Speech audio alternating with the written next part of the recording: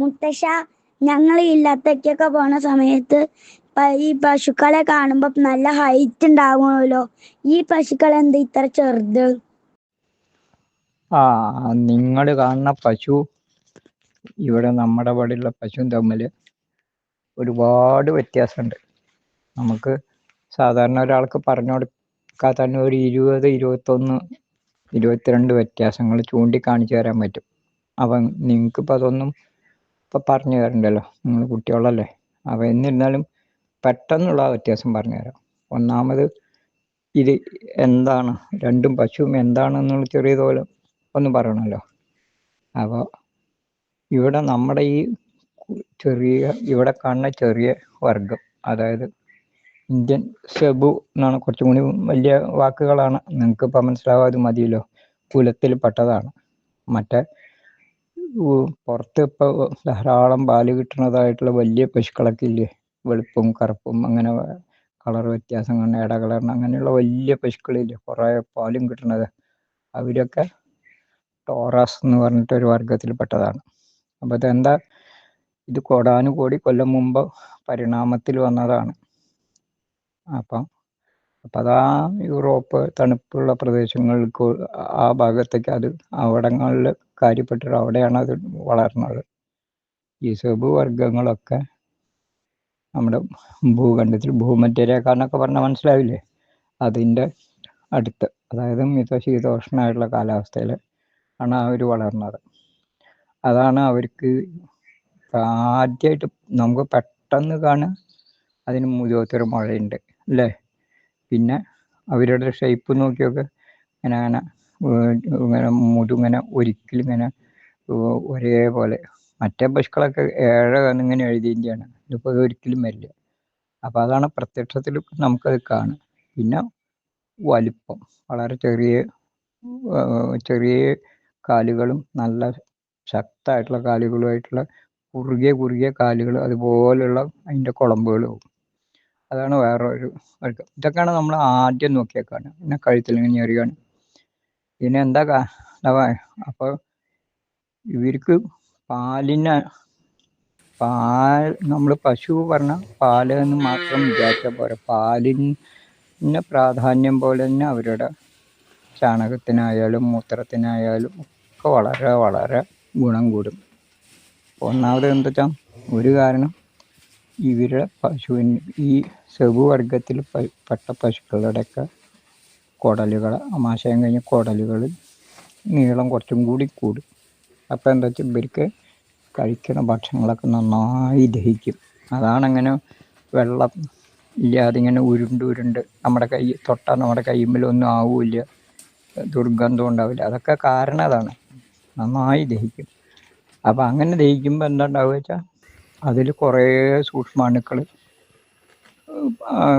പശുവിൻ്റെ കുടലിലുള്ള കുറേ കൃഷിക്കും അല്ലെങ്കിൽ ബാക്കി പല ആവശ്യങ്ങളൊക്കെ, അന്തരീക്ഷത്തിൽ പല ആവശ്യങ്ങളും ഉണ്ടാകും. അപ്പം നിങ്ങൾക്ക് ഇപ്പോൾ പറഞ്ഞാൽ മനസ്സിലാവില്ല. കൃഷിക്കെന്ന് വിചാരിച്ചാൽ ഉള്ള ഒരുപാട് സൂക്ഷ്മാണുക്കൾ അതിൽ ഉണ്ടാവും.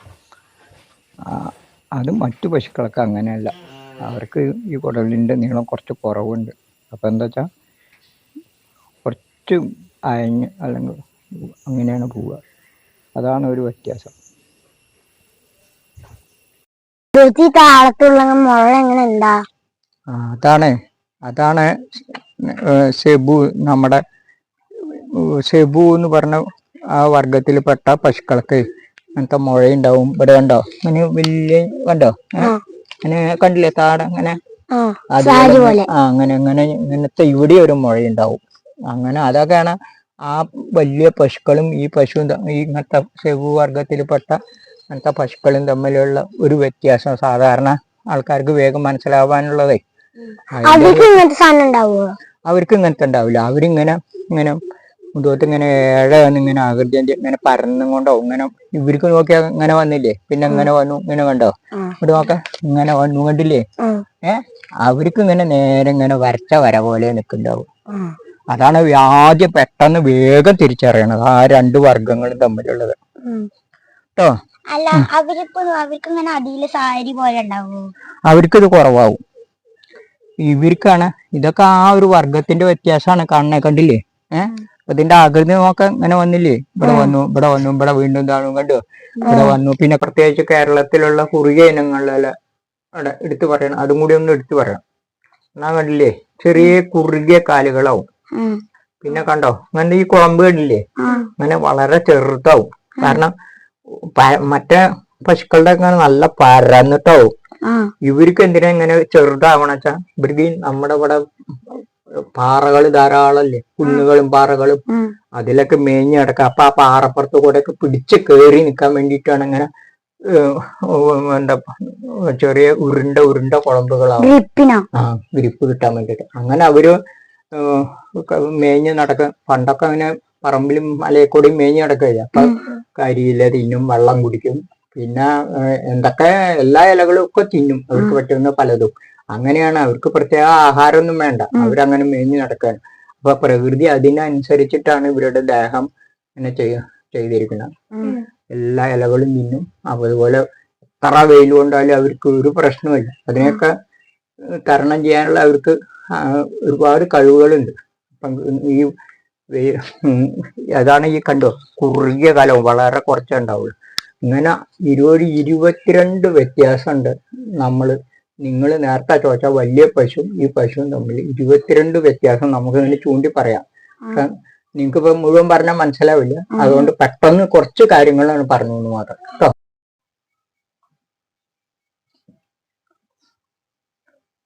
ഈ കേരളത്തിലെ ഇനി നമ്മൾ പറഞ്ഞില്ലേ, ഇത് സെബു വർഗത്തിൽപ്പെട്ട ഇന്ത്യൻ പശുക്കളാ പറഞ്ഞില്ലേ, കേരളത്തിന്റെ പശുക്കളാണ്. അപ്പൊ കേരളത്തിന്റെ പശുക്കൾ താരതമ്യേന കുറച്ച് ഉയരം കുറഞ്ഞതാണ്. കുറച്ച് അതുപോലെ കാസർഗോഡും കുറച്ചുണ്ട്, തമിഴ്നാട്ടിലും കുറച്ച് ഇങ്ങനത്തെ വെറൈറ്റികളുണ്ട് ഉയരം കുറഞ്ഞു. പൊതുവെ കേരളത്തിലെല്ലാം ഒരുവിധം ഉയരം കുറഞ്ഞ ടൈപ്പ്, ഇങ്ങനെ ഉയരം കുറഞ്ഞാണ്. അപ്പൊ കേരളത്തില് മുത്തശ്ശന് കുട്ടിക്കാലം മുതൽ തന്നെ എല്ലാം അങ്ങനെ നിരീക്ഷിക്കണം എന്നുള്ളൊരു ചിന്താഗതി ഉണ്ട്. ഓരോരുത്തർക്കും ഓരോ സ്വഭാവങ്ങളുണ്ടാവും.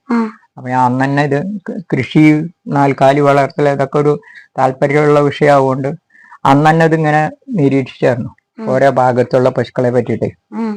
അപ്പൊ കേരളത്തില് എന്താ സംഭവിക്കണ വെച്ചാൽ, എല്ലാ ജില്ലകളിലും ആ ജില്ലയുടെ ഭൂപ്രകൃതി കുറച്ചൊക്കെ കാലാവസ്ഥ വ്യത്യാസത്തിനനുസരിച്ച് അവിടെ ആ തനത് വർഗങ്ങൾ ആ ജില്ലയിൽ തന്നെ പശുക്കളായിട്ടുണ്ടായിരുന്നു. അതാണ്. അപ്പൊ കാസർഗോഡൊക്കെ എത്തുമ്പോഴേക്കും എന്താ ഉണ്ടാവുക വെച്ചാൽ, കാസർഗോഡ് ഇപ്പൊ പറയണ കാസർഗോഡ് പശു അതാണ് അധികം ഉള്ളത്. അത് മൂകാംബി വരെയൊക്കെ ഉണ്ട്, അതേ വർഗം തന്നെ. അപ്പൊ നേരെ മറിച്ച് ഇപ്പൊ നമ്മുടെ ഇത് വള്ളുവനാടിന്റെ പശു എന്നാണ് പറയുക ശരിക്കും. അപ്പൊ വള്ളുവനാടെന്ന് പറഞ്ഞാൽ അങ്ങനെ നമുക്ക് പറഞ്ഞാൽ എവിടെയാന്ന് ചോദിക്കില്ല ആൾക്കാരെ. നമ്മളൊരു പുറത്തേക്ക് ഒരു കാര്യം പറഞ്ഞ അപ്പൊ ഇത് അവശേഷിച്ചത് എങ്ങനെയാന്ന് വെച്ചാൽ, ഇവിടെ ഈ ചെർപ്പശ്ശേരി ഒറ്റപ്പാലത്തിന്റെ ഇടയിൽ ആനങ്ങമല പറഞ്ഞിട്ടൊരു മലയുണ്ട്, ഒരു 8 ഏക്കർ സ്ഥലമുണ്ട്. അതിന്റെ അടിവാരങ്ങളിലാണ് അവസാനം ഇത് അവശേഷിച്ചത്. അപ്പൊ കേരളത്തിലെ എല്ലാ പശുക്കളും ഒന്നില്ലെങ്കിൽ ഇങ്ങനെ സുരക്ഷിതമായിട്ടുള്ള സ്ഥലം, ചിലപ്പോ വലിയ വലിയ എസ്റ്റേറ്റുകളാവും. അപ്പൊ ആ മലയിലുള്ള എല്ലാ പശുക്കളും ഇങ്ങനത്തെ പശുക്കളാ? ഇത് അതാ പറഞ്ഞ, ഇവിടെ ഉണ്ടായിരുന്ന പശുക്കള് ബാക്കി അവിടെ ബാക്കി വന്നുള്ളൂ. ബാക്കിയൊക്കെ ഉൽപാദനം കൂടിയത് വേണമെന്ന് പറഞ്ഞിട്ട്